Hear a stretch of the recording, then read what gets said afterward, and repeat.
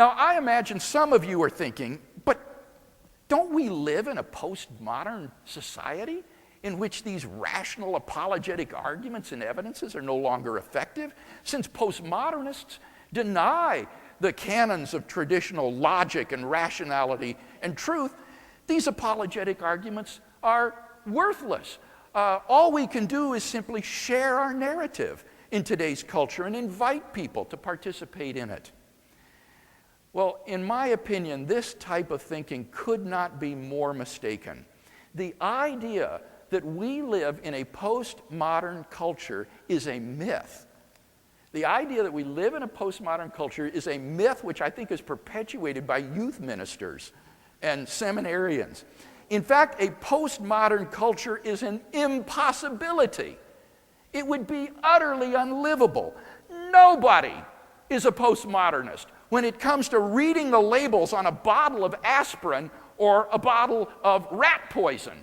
If you got a headache, you better believe that texts have objective meaning. People are not relativistic when it comes to matters of engineering, science, and technology. Rather, as Sean so beautifully displayed for us, people are relativistic and pluralistic in matters of religion and ethics. But you see, that's not postmodernism. That's modernism. That's just old-line verificationism and positivism, which says that if you can't verify it with your five senses, then it's just a matter of personal preference or emotive expression. We live in a cultural milieu which remains deeply modernist. In fact, I think that postmodernism is one of the craftiest deceptions that Satan has yet devised. Modernism is dead, he tells us.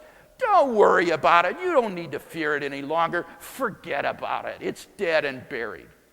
Meanwhile, modernism, pretending to be dead, comes back around in the fancy new dress of postmodernism, pretending to be a new challenger. Oh, your old arguments and evidences are no longer effective against this new opponent. You'd better simply get rid of them, lay them down. Instead, just share your narrative. And so Satan deceives us into voluntarily laying down our best weapons of logic and rationality, and as a result ensuring modernism's triumph over us. If we follow this suicidal course of action, then the consequences for the church in the next generation will be catastrophic. Christianity will be reduced to just one more voice in a cacophony of competing voices, each sharing his narrative and none of them commending itself as the objective truth about reality, while scientific naturalism continues to shape our view of how the world really is.